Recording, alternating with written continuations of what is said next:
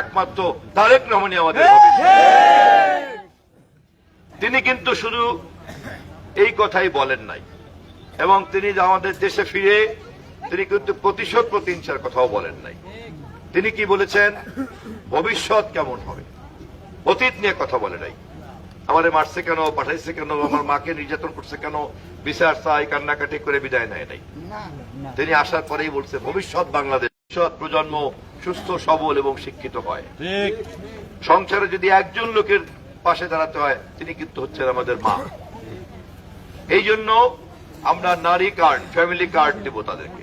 এই কার্ডের মাধ্যমে প্রত্যেকটা পরিবারে দুস্থ ভাতা, বিধবা ভাতা এবং নারী শিক্ষার্থীদের বৃত্তি এবং নারী নির্যাতন হলে পরে তার অভিযোগ দায়ের করা, এমনকি ব্যাংকের থেকে ঋণ নেওয়া স্বল্প সুদে, সবই করতে পারবে এই ফ্যামিলি কার্ডের মাধ্যমে।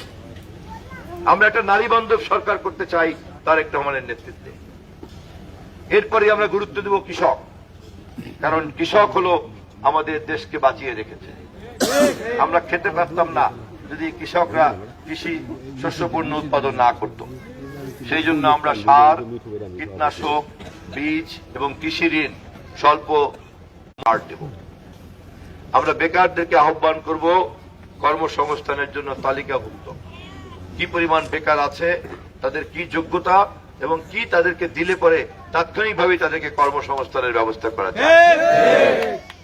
যারা প্রবাসে যেতে চায় তাদেরকে প্রবাসে যাওয়ার সিদ্ধান্ত নেওয়ার সাথে সাথেই তাদেরকে বলবো আমরা 6 মাসের একটা দক্ষতা অর্জন করার জন্য শর্ট কোর্স করব।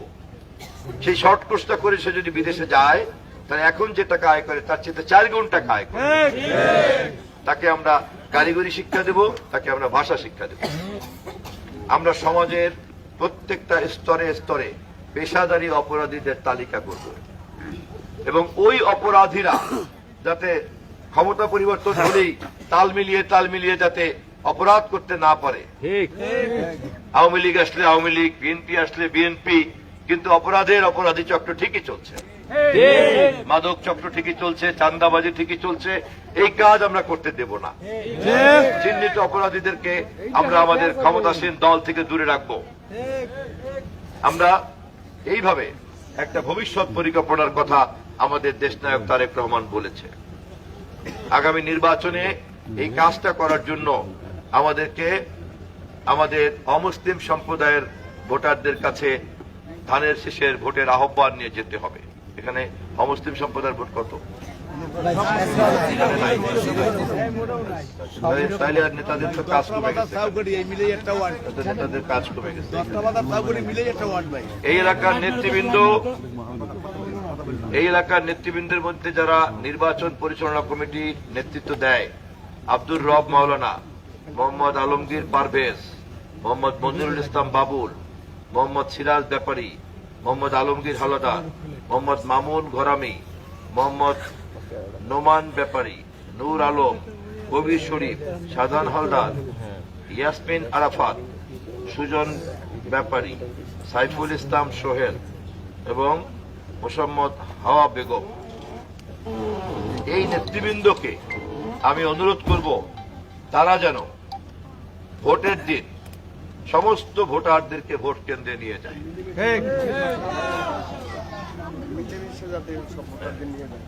এবং এই ভোটারদেরকে নেয়ার ব্যাপারে আমাদের মধ্যে কোনো যেন অনৈক্য না থাকে। আমরা বৃদ্ধ বয়স্ক ভোটারদেরকে পরিবহন সুবিধা দিয়ে নিয়ে যেতে হবে। ভোট নেয়া, ভোট আদায় করা, তারপরে ভোটারে ভোট গণনা করা, তারপরে ভোট গণনা করার পরে সেই গণনা হাতে নেয়া এবং প্রিজাইডিং অফিসারকে ধন্যবাদ দিয়ে এরপরে আমরা ভোট কেন্দ্র থেকে বিদায় নেব ইনশাআল্লাহ। এই কাজ শেষ না হওয়া পর্যন্ত আপনারা ভোটাররা ভোট কেন্দ্র ঘিরে রাখবেন সারাদিন ইনশাআল্লাহ ভাই, ইনশাআল্লাহ। আর এই পুরা কাজটা করার জন্য দলের মধ্যে কিন্তু কোনো অনৈক্য করা যাবে না, মিলেমিশে করতে হবে। কারণ আমরা যদি এবার ক্ষমতার বাইরে পড়ে যাই, 17 বছর কি বিপদে ছিলাম, আমার আজকে ফাঁসি হয়ে যাওয়ার কথা। জেলখানায় আমাকে যে মামলায় আটকে রাখছিল সেই মামলা অত্যন্ত ভয়াবহ মামলা, পুলিশ হত্যার মামলা। তারপর অন্যান্য মামলা তো আছে, টেলিভিশন ভবনে আগুন, মেট্রো রেলে আগুন, সেতু ভবনে আগুন, সব মামলা আমার নামে। যে কয়জন বড় বড় সিনিয়র নেতাদের নামে আর আমার নামে, এবং 15-5 তারিখে সরকার পতন না হলে আমাদের কয়েকজনের ফাঁসি হয়ে যেত। অতএব আমাদেরকে যে কোনো ভাবেই হোক এবার ক্ষমতায় যেতে হবে, তারেক রহমানকে প্রধানমন্ত্রী করতে হবে। আর ভোট দেব কিসে? ধানের শীষে। ভোট দেব কিসে? তারুণ্যের প্রথম ভোট ধানের শীষের পক্ষে হোক, ধানের শীষের পক্ষে হোক, তারুণ্যের প্রথম ভোট। স্বপন ভাই ভালো লোক, চৌকাঠীর মাটি, স্বপন ভাইয়ের ঘাঁটি, স্বপন ভাইয়ের ঘাটি। চৌকাঠীর মাটি।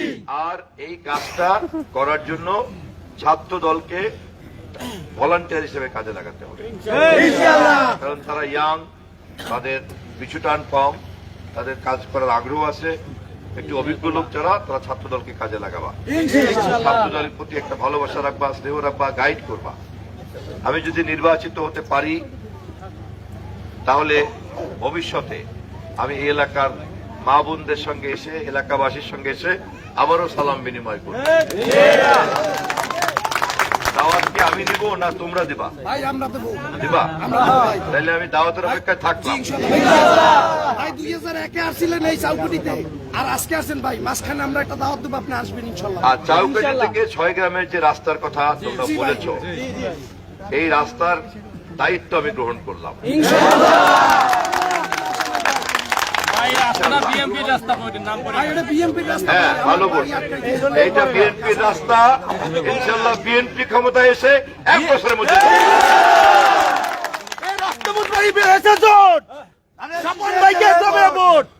এই রত্নপুরবাসী বেঁধেছে জোট, স্বপন ভাইকে দেবে ভোট।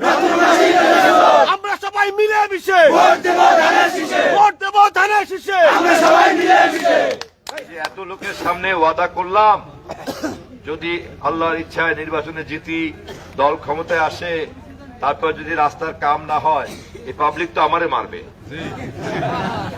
আমি দেখা গেল কাজ আমি কিছু ভুললাম, নানান রকম কাজের মধ্যে থাকবো, তাহলে এই দায়িত্ব কে নেবে? আমার যে এই কাজ করাইতে দায়িত্ব কে নেবে? মায়ের খাইলে আলমগীর খাবে, ঠিক আছে? খোদা হাফেজ। হ্যাঁ, এবার আমরা সর্বশেষ ম্যাডামের কাছ থেকে ধন্যবাদ শুনে আজকের পথসভা শেষ করব। তোমার কি নাম? লামিয়া আক্তার। আমাদের মামনি লামিয়া আক্তার এই আসরের ম্যাডাম সাজিয়ে আমরা তাকে এখানে দাঁড় করিয়েছি। সে এখন বক্তব্য রাখবে। আসসালামু আলাইকুম। এই যে মহিলা, আপনি কে? আপনার মুখটা এখন বন্ধ কেন? বলেন তো এতক্ষণ কি বলছিলেন, একটু শুনি। বলেন তো এতক্ষণ কি বলছিলেন?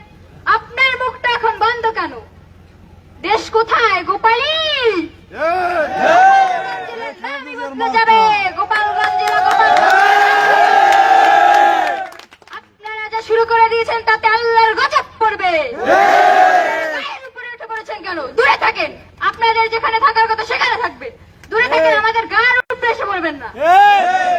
কত আর্মি বিডিআর কে হত্যা করেছে, তখন হাসিনা ছিল কোথায়?